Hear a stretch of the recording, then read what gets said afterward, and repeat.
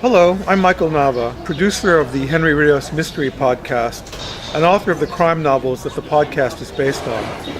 Henry Rios is a gay Mexican-American criminal defense lawyer, and the books are about his life and his cases and take place in San Francisco and Los Angeles between 1981 and 2000.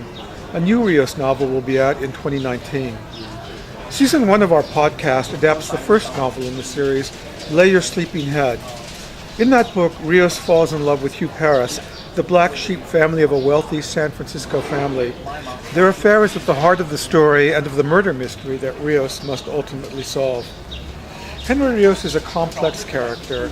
He's the son of a Mexican immigrant, born and raised in California's Central Valley, who, like many other Latinos, is the first in his family to go to college and to law school. Unlike them, however, he's gay, or unlike many of them, he's gay. And these two strands of being different really inform his character. So the first Rios book was published 32 years ago, and for 32 years I've been waiting to hear Rios' voice. And now in this podcast, I will. And here's the actor who's going to give Henry Rios his voice, Armando Rey. So Armando, before we talk about Henry, let's talk about you. Do you remember having an aha moment where you thought to yourself, I was born to be an actor? I don't know if it was an aha moment. It's just something that's been with me ever since I can remember.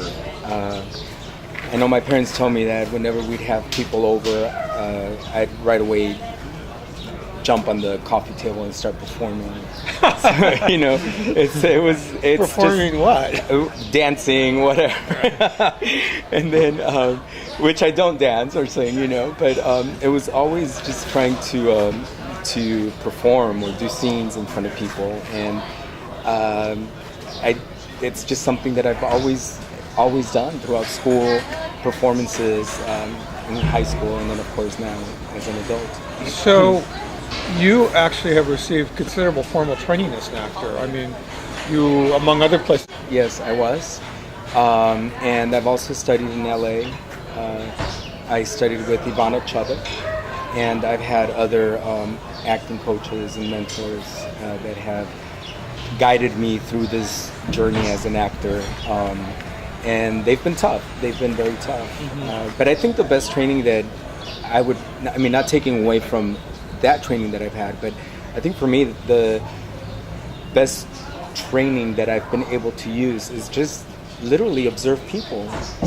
Like we come out here, we look at people, and that's what I do. Like I look at their movements, I look at what's happening, and I try to build a story behind that, their mannerisms, what's going on, what do they do, and maybe what I'm imagining is not them at all, but I've created a whole life. So I've learned to do that, and that's been the best training. Or if I'm working in a character, I go out and I try to see how would this character move, and I start to observe people. Mm-hmm. And here in San Francisco is a great place to do that. Yeah.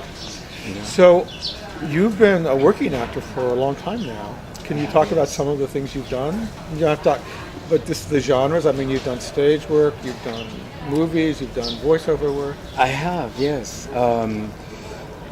I've done a lot of theater. I think that's really where my passion is theater. But of course, there's not much money in theater. We have to make a living as actors. So a lot of my work is also commercial work, TV work, film, short films. I just recently, a couple of years ago, I did a short film in Spanish, Diablo, and it did very well. And it was in the Cannes Film Festival. It was it was just all over the place, and very proud of that project.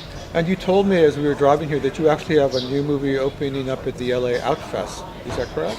Yes. Broken Sunflower Hearts is opening. It's premiering on for the Outfest Film Festival in Los Angeles, and so that's another project that I'm very proud of, and we'll be there for sure. And you also are bilingual, so you perform both in English and in Spanish. I do, yes. That's one of the best things that my parents could have done for me is let me speak Spanish, even in a time and in a town where it was frowned upon. You know, being Latino, a lot of kids or their parents were like, don't speak Spanish, just speak English, you know. But my parents embraced the fact that I was learning both languages, and they just let me run with it. And so, yes, a lot of my work is in Spanish. As a matter of fact, right now I'm on a Southern California tour with a Spanish play called Ay Mujer Me Estás Matando. Yes. And hey lady, you're killing me. Or yes, hey, woman, you're killing me. yes. And that I haven't done a comedy, play. I It's a assume. comedy. Yes. Not a mystery. Definitely a comedy. It's not a mystery. It's not a drama. It's definitely a comedy. But you know, it's my first play in Spanish in 10 years. Wow. So do you find that your acting style changes depending on whether you're acting in Spanish or in English? I think that you know, I think that depends on the character. But yeah, I mean, sometimes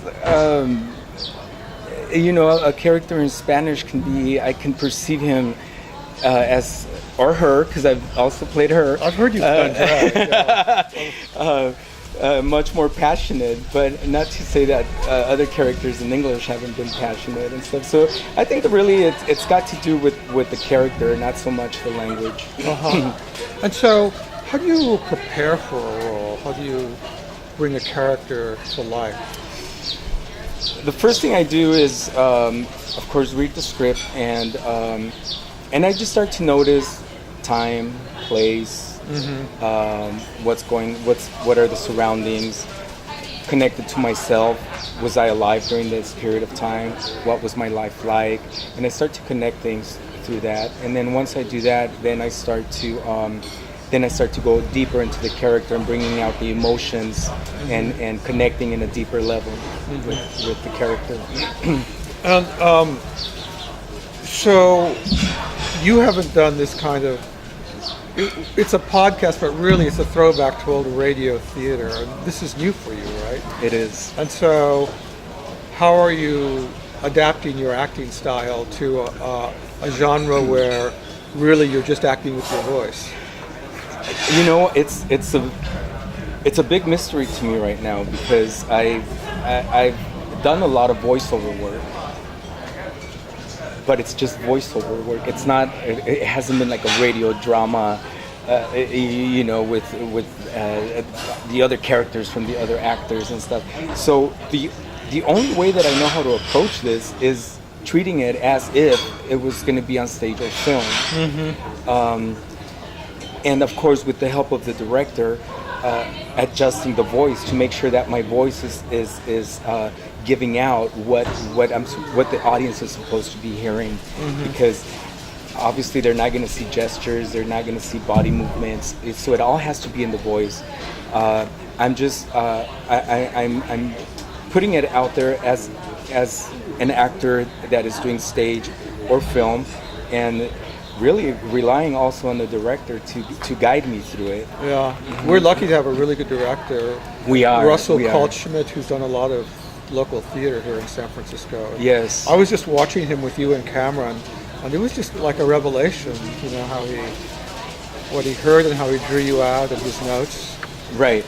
And that was very helpful to me, because it like I said, I'm looking for that guidance, and he's definitely giving it to me.